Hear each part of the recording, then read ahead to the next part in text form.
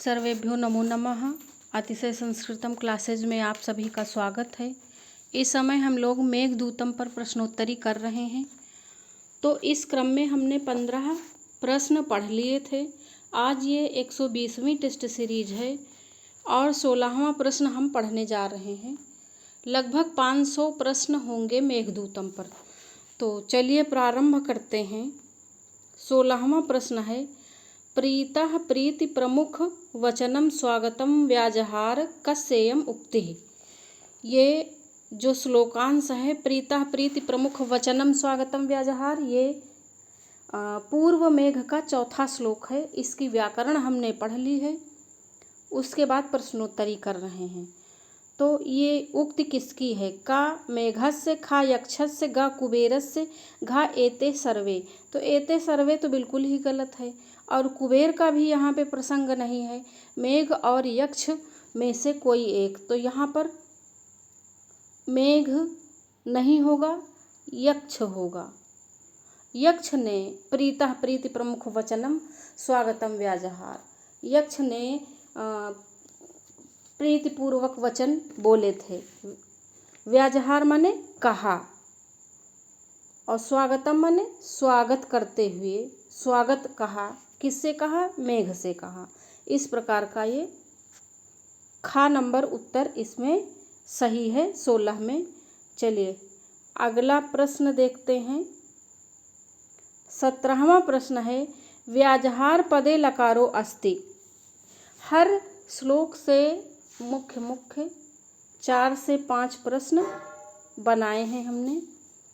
तो का है लट, खा लिट, गा लेट और घा विधिलिंग।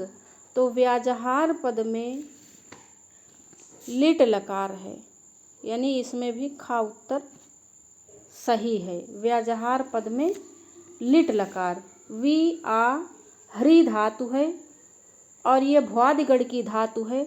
लिट लकार प्रथम पुरुष एक वचन में रूप बनेगा व्याजहार माने कहा। और इस व्याजहार क्रिया का संबंध यक्ष से है।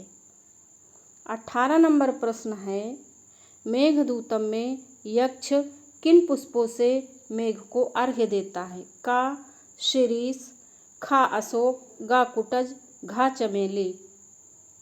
अब देखिए यहाँ पर शिरीष और अशोक तो होगा ही नहीं, क्योंकि पूर्व मेघ में इन पुष्पों का वर्णन पहले के श्लोकों में नहीं हुआ है। मुझे लगता लास्ट तक नहीं हुआ है। और गा नंबर कुटज और चमेली, इनमें 2 होगा। तो साफ साफ श्लोक में लिखा है कुटज कुसुमई, इसलिए कुटज होगा।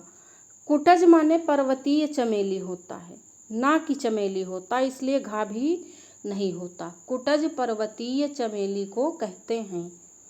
तो उत्तर होगा गा नंबर। कौन से पुष्प हैं? कुटज पुष्प हैं। इन कुटज पुष्पों से अर्घ्य दिया था यक्ष ने मेघ को। 19वां प्रश्न है, अत्र समासो वर्तते। धूम ज्योति सलिल मरुताम सन्निपाता, यानी इस पद में, इस संपूर्ण पद में समास पूछा जा रहा है। अब मुझे लगता है ये 5वां श्लोक है।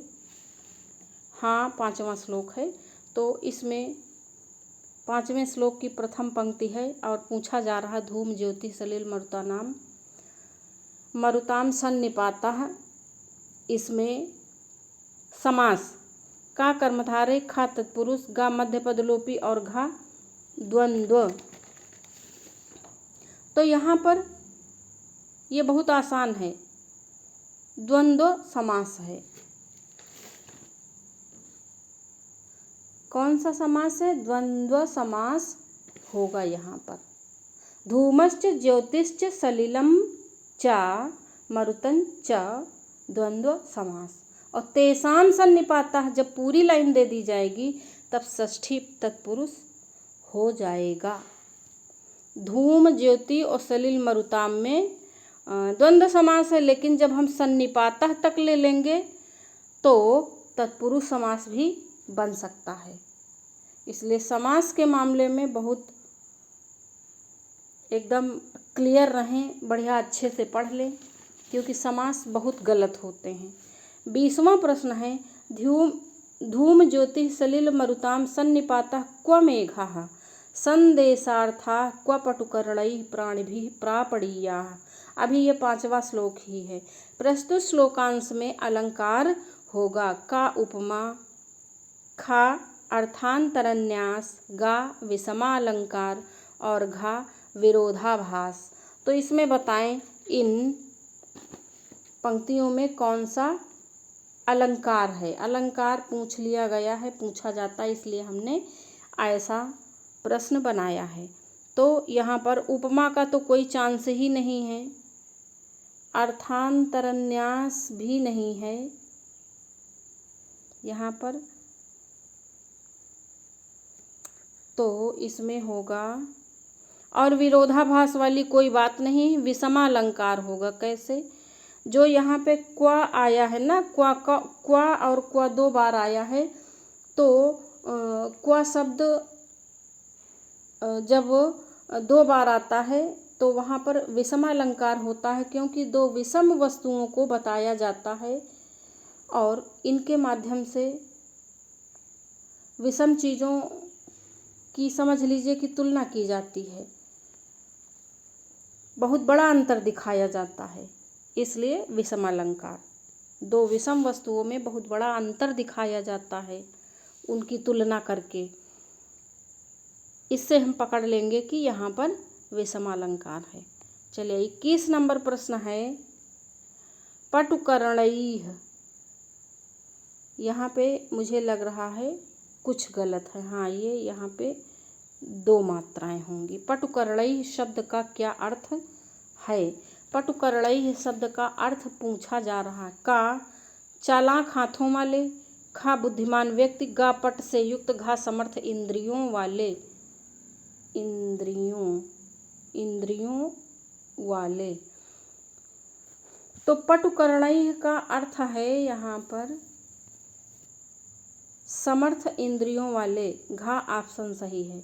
और प्रश्नोत्तरी अच्छी लगे तो प्लीज़ लाइक शेयर और सब्सक्राइब अवश्य करें। समय बहुत कम रहता है, इसलिए हमें जब भी समय मिलता है तो मैं प्रश्नोत्तरी बनाने की कोशिश करती हूँ। आप लोग भी हमारा सहयोग करें, कम से कम एक लाइक तो कर ही दिया करें। 22 नंबर प्रश्न है, गुह्यक पद में धातु है। का गुह खा, अच्छा हा में मात्रा नहीं लगेगी, गा में मात्रा लगेगी। खा गुह्य, गा का और घा कै। तो गुह्यक पद में कौन सी धातु होगी? तो यहाँ पर गुह्यक पद में गुह धातु होगी, गुह धातु होगी। रक्षा के अर्थ में पहला वाला उत्तर सही है। गा में छोटे ऊ की मात्रा और हा हलंत उसमें लगा हुआ, का ऑप्शन सही है 22 नंबर प्रश्न में। 23वां प्रश्न है, कामार्ता ही प्रकृति कृपणाश्च चेतना चेतनेषु श्लोकांशे अलंकारो वर्तते। का विषमा, खा अर्थांतरन्यास, गा विरोधाभास और घा स्वभावोक्ति। तो कौन सा अलंकार है? यहाँ पर देखिए विषमा है नहीं, विषम कहाँ है, इसलिए का नहीं होगा। विरोधी बातें भी नहीं चल रही, इसलिए गा भी नहीं होगा। और यहाँ पर अलंकार होगा अर्थांतरन्यास होना चाहिए, अर्थांतरन्यास ही होना चाहिए। हाँ यही है, अर्थांतरन्यास अलंकार यहाँ पर है। कामार्ता ही प्रकृति कृपणश्च चेतना चेतनेषु में अर्थांतरन्यास अलंकार है, क्योंकि इसमें सामान्य का विशेष अथवा विशेष का सामान्य से समर्थन किया जाता है। वही बात यहाँ पे इस पद्य में की गई है, इसलिए अर्थांतरन्यास अलंकार होगा। चलिए अगले प्रश्न पे चलते हैं। प्रश्न नंबर 24, जानामि त्वां प्रकृति पुरुषं काम रूपम मघोनः। अब हम लोग 6वें श्लोक में पहुंच गए हैं। तो इसमें क्या पूछा जा रहा है? इस श्लोकांश में त्वाम पद किसके लिए प्रयोग किया गया है? जानामि त्वाम, का बादल, खा यक्ष, गा यक्षिणी और घा इंद्र। तो यहाँ पर त्वाम पद बादल यानी मेघ के लिए प्रयुक्त किया गया है। और किसने किया है? यक्ष ने किया है कि हे बादल, हम तुमको जानते हैं। जानामि त्वाम, हम तुमको जानते हैं कि तुम भुवनों में प्रसिद्ध पुष्कर और आवर्तक कुल में उत्पन्न हुए हो। इस प्रकार का हम जानते हैं। ऐसा कौन कह रहा? ऐसा यक्ष कह रहे हैं। 26वां प्रश्न है, यांचा मोघा वरमधिगुणे नाध में लब्ध कामा। प्रस्तुत श्लोकांश में प्रयुक्त मोघा पद से आशय है। कहाँ पे है? ये यहाँ मोघा शब्द है। मोघ शब्द का क्या अर्थ है? का मेघ, खा सफल, गा अस्त्र, घा निष्फल। 25वां प्रश्न, मोघ माने होता है निष्फल। मोघ माने निष्फल होता है और अमोघ माने सफल होता है।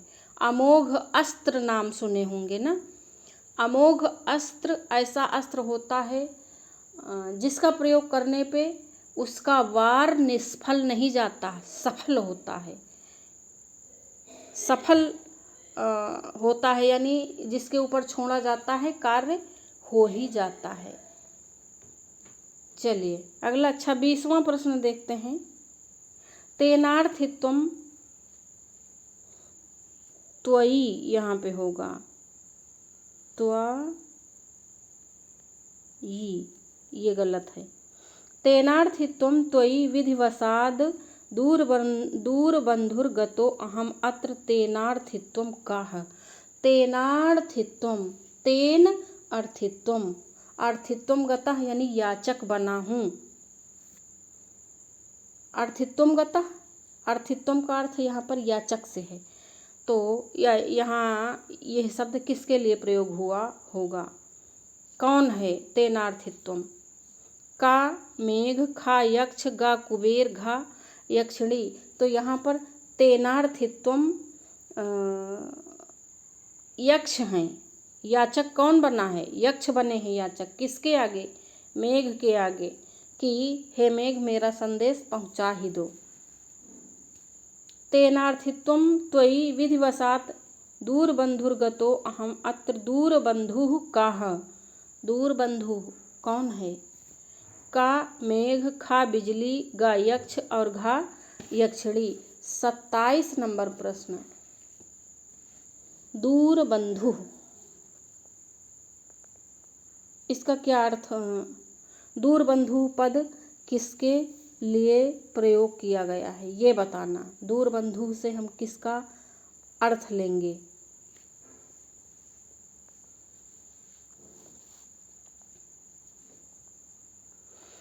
तो यहाँ पर दूरबंधु से अर्थ यक्ष है और इसका अभी मैं डिटेल भी दिखाऊंगी। चलिए ये देखिए, यही वाला श्लोक है, श्लोक नंबर 6। तेनार्थित्वम त्वयि विधिवसात दूरबंधुर्गतो अहम। तो इसका हिंदी अर्थ जब हम देखेंगे, देखिए ये यहाँ पर, हाँ, इसलिए भाग्यवश दूर बंधु स्त्री वाला मैं तुम्हारा याचक बना हूँ। दूर स्त्री वाला मैं यानी कि मैं अर्थात यक्ष अधिक गुण वाले व्यक्ति के प्रति की गई प्रार्थना निष्फल हुई भी अच्छी है, नीच के प्रति सफल हुई भी अच्छी नहीं है। तो दूर बंधु से तात्पर्य यक्ष से लिया गया है, ये ध्यान रखना। और मघोनः पद आया है इस श्लोक में। मघोनः का अर्थ यहाँ पर इंद्र से है। 28 नंबर प्रश्न है, दूर बंधु पद में समास है। का दूरः बंधुर्यस्य सः, खा दूरे बंधुर यस्य सह गा, दूराणि बंधु यस्य सा घा, दूरात बंधु यस्य सह। तो इसमें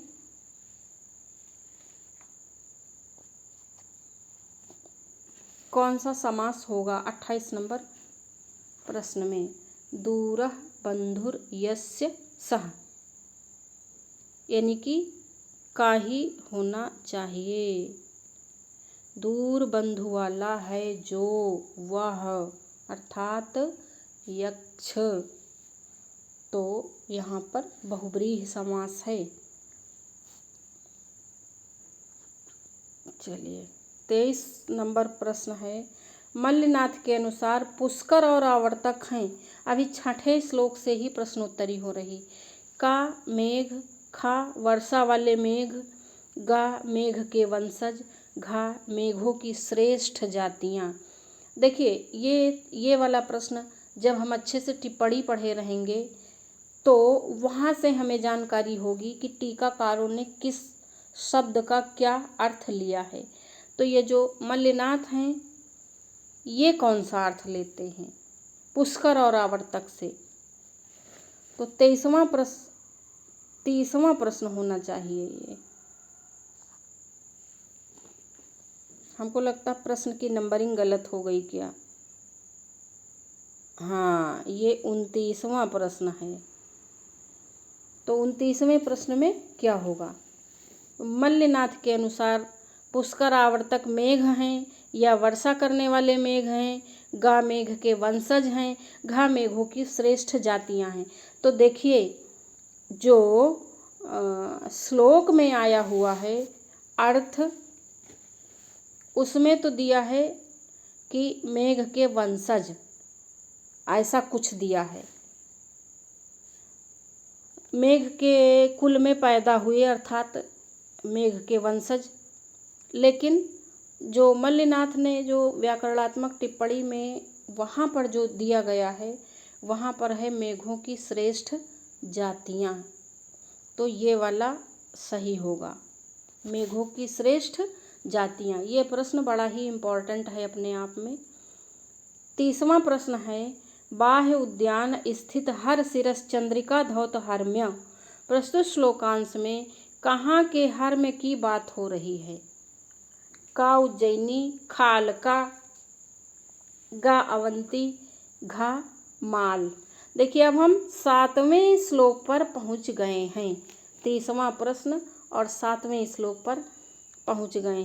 तो बाह्य उद्यान स्थित हर शिरस चंद्रिका धौत हर्म्य आया है ना 7वें श्लोक में, संतप्ता नाम तुमसि शरणम तत्पयोद ना। जहाँ के महल के बाहर के उद्यान में रहने वाले महादेव के सिर पर स्थित चंद्रमा की चांदनी से धुल रहे हैं। तो कहाँ के हर्म्य की बात हो रही?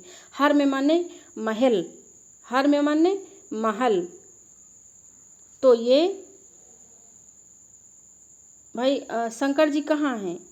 अलकापुरी में। तो अलका की बात हो रही है। वहाँ हिमालय पर्वत पर अलकापुरी एक जो छोटा सा नगर है वहाँ की बात हो रही।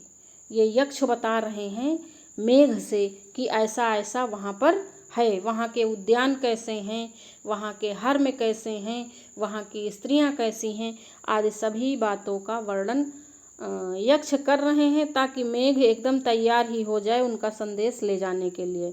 31 नंबर, त्वाम आरूढ़म पवन पदवीम उद्ग्रहीतालकांता। प्रस्तुत श्लोकांश में त्वाम किसका विशेषण है? त्वाम आरूढ़म, 8वां श्लोक है ये। त्वाम आरूढ़म पवन पदवीम उद्ग्रहीतालकांता। का अलका, खा पवन, गा अलका की स्त्रियां, घा मेघ। तो त्वाम आरूढ़, आरूढ़ माने चढ़े हुए या जाते हुए।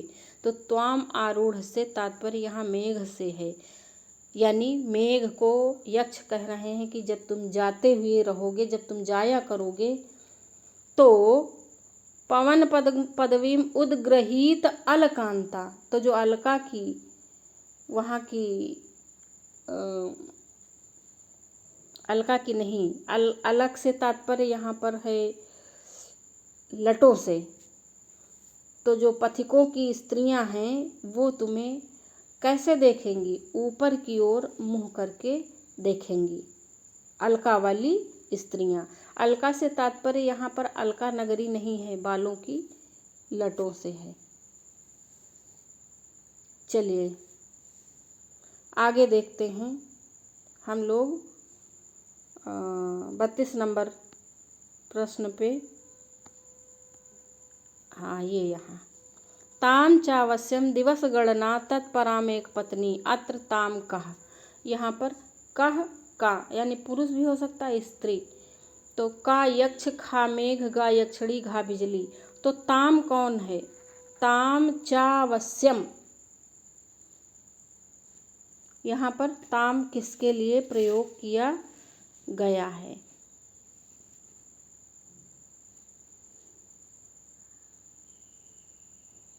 तो ताम यहाँ पर 32वें प्रश्न में प्रयोग किया गया है। ताम माने उसको, किसको? यक्षिणी को।